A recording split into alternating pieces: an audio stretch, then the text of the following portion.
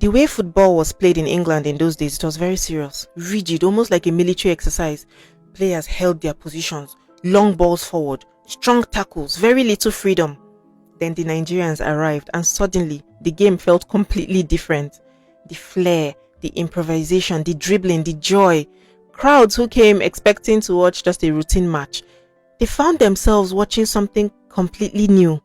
This was in 1949. Nigeria was still under British rule. The country was not independent yet. There was no Super Eagles, no international reputation. This was just a group of young men who had been selected from local teams to represent Nigeria overseas for the first time. They were known as the UK Tourists. The team was captained by Dan Anyam alongside senior players like Etim Henshaw. It included stars like Teslim Tonda Balogun, Titus Okere, Isaac Akioye. Most of them were not full-time footballers. Some were teachers, some worked on the railways. Some were police officers who trained after work. They traveled to England by ship, the MV Apapa. They spent weeks at sea. Then to stay fit, they trained by running laps around the deck every day.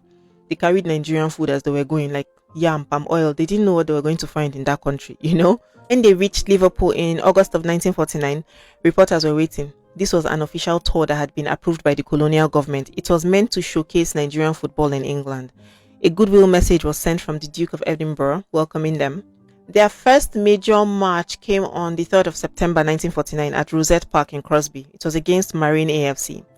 About 6,000 people showed up. Many came out of curiosity. They had heard rumors that there was a visiting African team that sometimes played without boots. The rumors were true. Some Nigerian players, they stepped onto the pitch barefoot with adhesive tape around their toes. They trusted the grip of their feet on the ground more than those stiff leather boots. They believed that it gave them better control, especially on unfamiliar surfaces. What followed, it surprised everybody. Nigeria won 5-2. The crowd that had arrived curious, they left impressed. Fans rushed forward after the match. They were celebrating with the players. One opponent later joked that their feet were tougher than English boots. As the tour continued across England and Wales, crowds kept growing. At several venues, attendance records were broken because people wanted to see these barefoot Nigerians play. Their football, it felt alive, quick passes, close control, confidence. They played with freedom in a system that usually valued discipline above creativity. They played 18 matches in total. They won 9, they drew 2, they lost 7. Considering that they were amateurs facing organized local teams used to English conditions, the performances, they shocked many observers. There was also a major challenge that they faced. Matches in Nigeria were shorter. They were about 70 minutes. In England, games lasted 90 minutes. So towards the end of some matches, you could actually see the difference. These men were exhausted. They were not used to playing that long yet, you know. Off the pitch, they were welcomed everywhere. Dinners were held in their honor.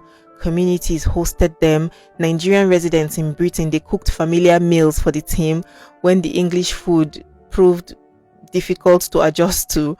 By the final matches, spectators were no longer watching out of curiosity. They were cheering. They had made these people fans. Without speeches or politics, something quiet was happening. On English pitches, Nigerians were competing confidently. They were earning admiration. Years before independence, they were earning respect. On their journey home, the team stopped in Sierra Leone and they played what became Nigeria's first recognized international match against another country, you know, and they won 2-0. They didn't go home with a trophy, but they returned with something bigger. Proof that they could travel anywhere, play anyone, and be taken very seriously.